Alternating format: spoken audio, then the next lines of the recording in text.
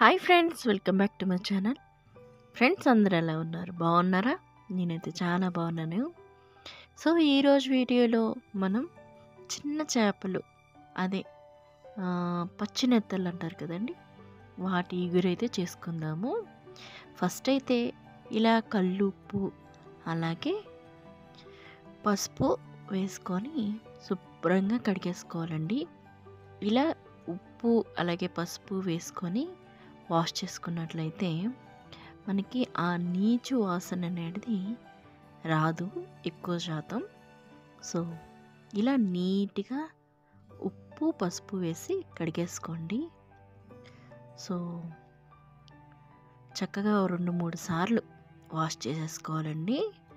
ఎందుకంటే చేపలు కాబట్టి కాస్త స్మెల్ అనేది ఉంటుంది. సో మరీ ఎక్కువ స్మెల్ అయితే మనం తినడానికి ఇబ్బంది పడతాం కాబట్టి. సో ఇప్పుడైతే నేను ఇక్కడ 2 ఆనియన్స్ తీసుకున్నాను, అలాగే 3 టమాటోలు, పచ్చిమిర్చిలు అయితే ఒక 6 తీసుకున్నానండి. ఒకవేళ స్పైస్గా కావాలి అని అనుకుంటే ఒకటో రెండో ఎక్స్ట్రా తీసుకోండి, మరీ ఎక్కువ వద్దు. మనం మామూలు కారం కూడా వేసుకుంటాం కాబట్టి. సో ఇప్పుడైతే చక్కగా మా బాల్కనీలోనైతే ఇలా కత్తిపీటతో కోస్తున్నాను. నాకు ఎంతో సరదాగా ఉందండి. ఎందుకంటే అప్పుడెప్పుడో మా అమ్మమ్మ మా మమ్మీ కత్తిపీటలతో కోస్తారు. బట్ నాకంతగా రాదు. ఏదో కొత్తగా ట్రై చేశాను. ఎలా ఉందని కూడా చెప్పండి, ఇలా బాగుందా లేదా అని. అలా అనేసి కంటిన్యూ చేయమని అయితే అనద్దు, నాకు అయితే కొంచెం కష్టం. ఏదో ఉల్లిపాయలు పచ్చిమిర్చి టమాటోలు అయితే కోసేసాను, కానీ కొన్ని కూరలకి ఇలాగే కొయ్యాలని ఉండదు కాబట్టి ఏదో సరదాగా ట్రై చేశానండి. సో మన విలేజ్ స్టైల్లో, అంటే విలేజ్ లుక్ రావడానికి కోసం ట్రై చేశాను. ఎందుకంటే చేపలు కదా, కొంచెం ఆ టచ్ ఇద్దామనేసి. సో ఇప్పుడైతే టమాటోలు కూడాను కట్ చేసేసాను, అలాగే కొత్తిమీర కూడాను సన్నగా తరిగేసి పెట్టేసుకుంటే, కొంచెం అన్నీ కట్ చేసి పెట్టేసుకున్నామంటే వంట సులువుగా అయిపోతుందండి, ఇంకేం లేదు. సో అప్పుడే అన్నీ కోసుకొని పెట్టుకుంటే తొందరగా వంట అయిపోతుంది అనమాట. చూసారా, ఇలా క్లీన్ చేసుకున్న పచ్చి నెత్తళ్ళు అలాగే అన్ని వెజిటేబుల్స్ అన్నీ కట్ చేసేసుకున్నాం. ఇప్పుడైతే స్టవ్ వెలిగించుకొని ప్యాన్ పెట్టుకొని దాంట్లో ఒక 2 టేబుల్ స్పూన్ ఆయిల్ అయితే వేసేసుకోండి. ఆయిల్ కొంచెం హీట్ అయిన తర్వాత మనం కట్ చేసుకున్న ఉల్లిపాయలు ముక్కల్ని వేసుకొని ఫ్రై చేసేసుకోవాలి. సో ఉల్లిపాయలు మంచి బ్రౌన్ కలర్ వచ్చేంత వరకు ఫ్రై చేసేసుకోండి. అంటే కాస్త ఆ ఉల్లిపాయల్లోనే క్రంచీ పోయి మెత్తగా అయిపోతుంది కదా. సో ఆ విధంగా ఫ్రై చేసేసుకోవాలి. మరి పచ్చిగా ఉంటే తినేటప్పుడు బాగుండదు, కొంచెం సాఫ్ట్ అయిపోవాలన్నమాట.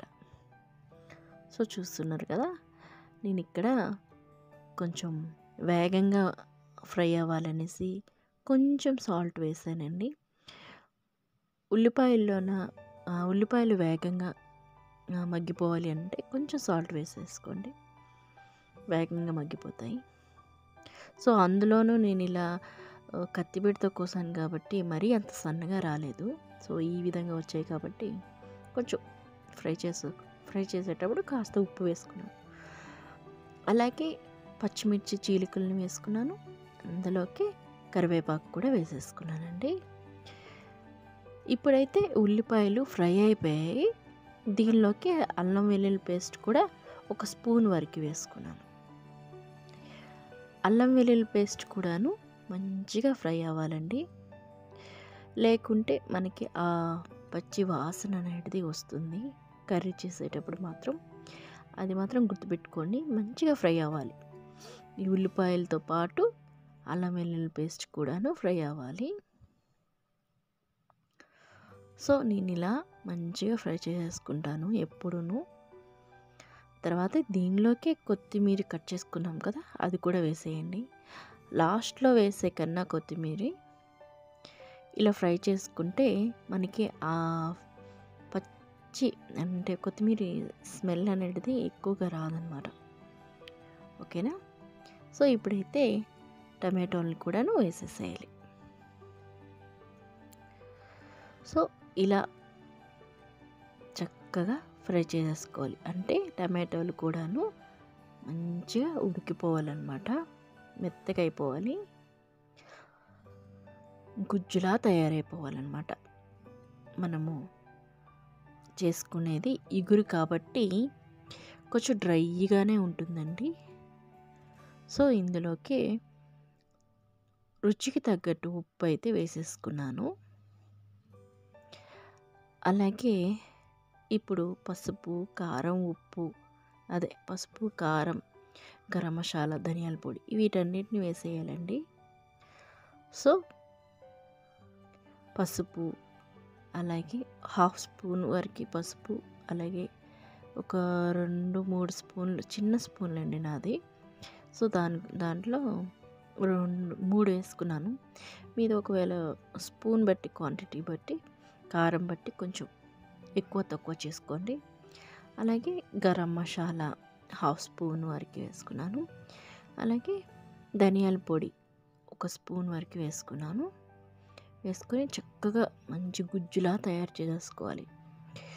ఎలా అంటే మనకి టమాటో గ్రేవీ చేసుకుంటాం కదా, ఇలా అన్నమాట. మంచిగా దగ్గర పడేటట్టు ఫ్రై చేసేసుకోవాలి. ఇప్పుడైతే దీనిలోకి చేపల్ని వేసేయాలండి. సో వీటన్నిటి చేపలన్నిటిని ఇలా ఫ్రై అవుతున్న టమాటో గ్రేవీలోనే వేసేయాలి. వేసి నెమ్మదిగా తిప్పుకోండి. ఎందుకంటే చేపలు కాబట్టి కాస్త పచ్చిగున్నప్పుడు తిప్పగలం, కానీ తర్వాత కొంచెంసేపు అయిన తర్వాత అస్సలు తిప్పలేమండి. ఇవి ఎంతసేపు కూడా టైం పట్టదు. జస్ట్ ఇలా చేపలు వేసిన తర్వాత ఒక 10 మినిట్స్ తర్వాత కర్రీ అనేది రెడీ అయిపోతుందండి. ఎందుకంటే సాఫ్ట్ అయిపోతాయి వేగంగా చేపలు ఎప్పుడును. సో కాస్త ఒక 5 మినిట్స్ అలా ఉప్పు కారాలన్నీ చేపకి పట్టేలా నేనైతే మూత పెట్టి 5 మినిట్స్ మగ్గించుకున్నాను. చూసారా, ఇలా మగ్గిపోయిన తర్వాత మరి ఇప్పుడు గరిటె పెట్టామంటే కొంచెం ముక్కలు అంటే చేపలు అనేటివి అంత విడివిడిగా అయిపోతాయి. సో అందుకోసమే ఇలా కలిపేసుకుంటున్నాను. జస్ట్ గరిటెతో అయితే చుట్టూరా కదుపుతున్నాను అంతే. సో ఇంకొక 5 మినిట్స్ అలా ఉడికిన తర్వాత దీనిలోకి కొంచెం ఓ చిన్న గ్లాసుడు నీళ్ళు వేసుకోండి. అంటే కాస్త ఈ గ్రేవీ అంతా చిక్కబడేలాగా తయారైపోతుంది. సో చాలా జాగ్రత్తగా కలుపుకోవాలండి. సో లేకుంటే చూసారా, ఆల్రెడీ కొన్ని అయితే విరిగిపోయాయి. సో ఇంకొక 5 మినిట్స్ ఇలా మూత పెట్టి మగ్గించిన తర్వాత ఈ విధంగా దగ్గర పడిపోతుంది. ఇగురు అంటే అర్థం చేపలు అంతా ఈ గ్రేవీ అంతా ఇగిరించుకుంటుంది అనమాట. దాన్ని ఇగురు అంటారు. సో మీ భాషలో ఏమంటారో నాకు చెప్పండి. సో చేపల ఇగురు అయితే రెడీ అయిపోయింది. అది నెత్తల ఇగురు. సో చాలా టేస్టీగా ఉంటుంది. ఒకసారి ట్రై చేసి చూడండి. ఒకవేళ తెలియని వాళ్ళైతే ఎలా ఉందని నాకు కామెంట్ సెక్షన్లో కామెంట్ చేయండి.